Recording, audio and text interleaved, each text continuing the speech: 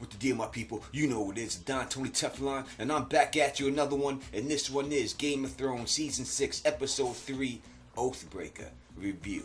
And let me say right off the bat, I like this episode. Not the greatest of episodes. We have a couple of problems with them, but we will get to it. So first, right off the bat, we start off with Jon Snow in the same position that we've seen him before, just being resurrected. And I'm happy that they start off the episode like this.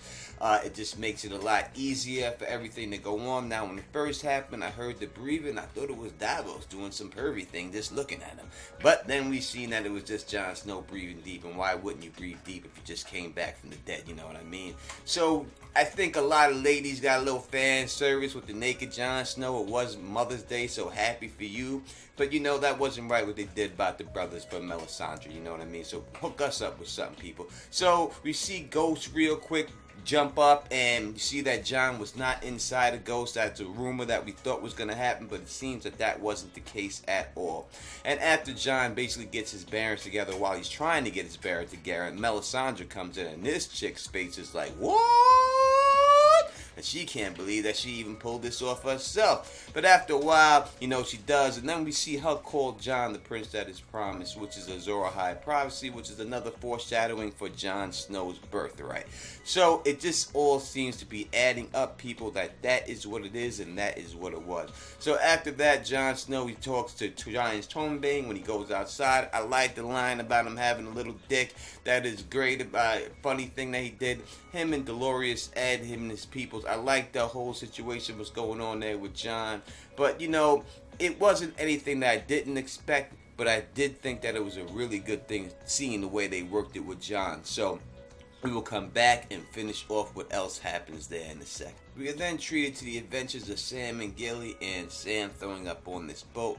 We didn't get a lot here, but we did get to hear that, you know, Gilly's looking forward to seeing Old Town. Sam telling her they can't go there, and she's going to take him back to, you know what I mean, to his father's house over there, out there in the Horn Hill. She doesn't want to go unless he's going to be there, and that's basically where it ends. It's just a cute little story going on with Gilly and Sam. I think that's the way they're pulling it. But I think this actress is looking much better this year. In fact, a lot of these ladies this year in Game of Thrones are shining this year. It looks wise. They all looking very sexy to the dime.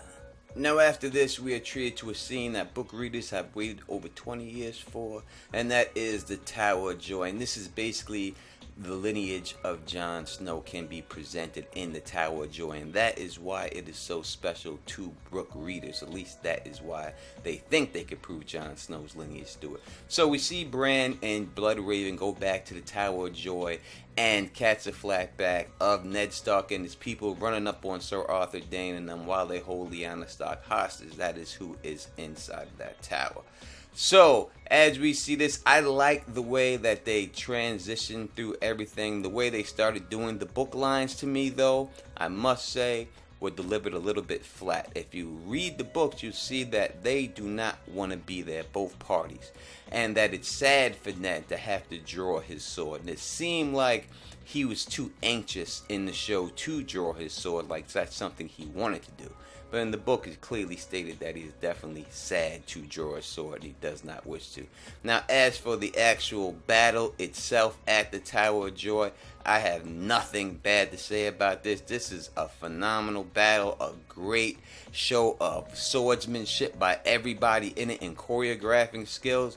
I mean, it is just great. Howland Reed, you see him charge right out there, and he gets taken down very fast. But the wound is only superficial. But with all the stuff going on, they do not have a chance to finish that man off. And I just think that the sword play was good. It's obvious that when you see this Sir Arthur Dayne, and after he takes everybody out, it just seems like he had to dumb his sword skills down, it seemed, to do the one-on-one fight with Ned. I like the fact that they have a sword that looks similar to ice, but definitely I'm going to say it was not ice. They should have put Dawn in this. But also we've seen Howland Reed come up behind, stab Sir Arthur Dayne in the back of the neck, and then Ned come off and finish him off, something that is very unhonorable, something that we would not see Ned Stark do. But in this situation, I guess you got to do what you got to do. You know what I mean? So that part was very good. I thought Howland Reed would have probably taken him out a different way. Sir Arthur Dayne probably with a projectile, but a stab to the back of the neck, I guess, is just as effective. So we see after that, Ned Stark wants to go upstairs, and then cop blocking ass Blood Raven stops it. But before he does, Bran does communicate with his father, and his father does hear it. Now we see Blood Raven back in the cave with Bran, and he tells Bran that he did not hear it, which is a bold-faced lie, which should point people right out that Blood Raven is up to something sneaky. Then see multiple children in the forest chilling in the cave with Bran, and he tells Bran that he's not going to be there. As soon as he learns everything, he's out.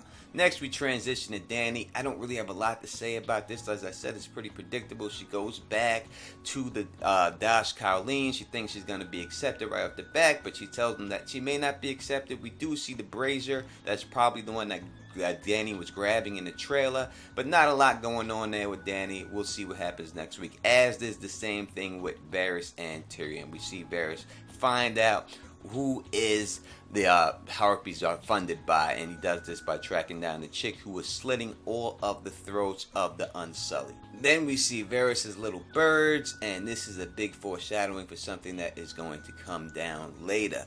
So I'm very happy to see them like that. They look very cute, those little birds. And after that, we see Grey Maester Pycelle, Kaven Lannister, and what is Mace Tyrell doing back at the small council so fast? I did not expect to see him there.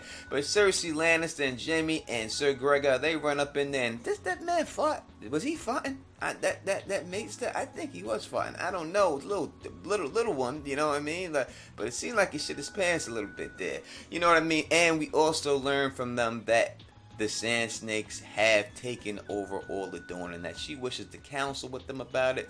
But you see Kevin Lannister being a little bitch, and he's just basically like, well, we're not gonna stay unless you let this dude kill us. And you know what, son? You may just get killed just for that, you know what I mean? But we shall see what goes down later on in this episode. But overall, I thought this was a very good scene, and it was really good to see Lady Olenna again. We then see the High Sparrow put the gas on Tommen real quick, which is not hard to do, the Jedi mind trick this little motherfucker. And after that, we transition to Arya, another quick scene. I'm glad she's not getting her ass kicked anymore. Basically, she gets her eyesight back, and I guess she's going to be trained. But I'm just happy to see her not getting her ass kicked. That shit was pretty boring to me. So let's get to a scene that I really, really did enjoy, and that is the scene at Winterfell. Now, as I always said with the casting of Ramsay Bolton, that this little motherfucker just isn't intimidating to be Ramsay Bolton. He's just too fucking small. Who the fuck is gonna be afraid of you? And we see that right off the back when this Karstock dude walks in. Look at this motherfucker. This is a northern man to me. This is what this Ramsay should look something similar to. Some scary looking motherfucker that's intimidating. But nope, Ramsay's just that little bitch that I've always told you that he was. And this dude basically just, bitches him down and tells him, listen, I know what the fuck you did, son. Don't try to gas me, man. Listen, I got a gift for you. And as I told you before the season started, not the gift, but this chick would be filet. The gift is Rickon and Arsha, and death to those cats, no doubt about it. Now, I know a lot of people think that this shaggy dog thing is a prop, and I know that people think that this could be a setup for Ramsay. And I really wish that it was, but in all honesty, I do not think it is. I think this is what it is. It's possible that they could turn on Ramsay the Karstock, and this is a big setup and everything else. But in all honesty, in my head, I do not think so. I think this is just the way it is. So I feel bad for them, and I feel bad for the Starks. But I think that they own the cross. But now, let's get to the final scene. Now, if there's some change in Jon Snow, it was not apparent in this episode. He acted to me the exact same way Jon Snow always would act. I told you this motherfucker, the hatchet man, the executioner, and he executed motherfuckers. Now, Thorne, I would say, went out like a G, went out the way I expected him to go out. Listen, you took his shot, you lost, accept the consequences. And anyone who did not think that Ali should not have been killed, look at this motherfucker's face. Listen, so happy that this motherfucker got what he got, and I'm so happy that this motherfucker's swinging, and I hope that he becomes a White Walker and gets killed again and burnt and killed again.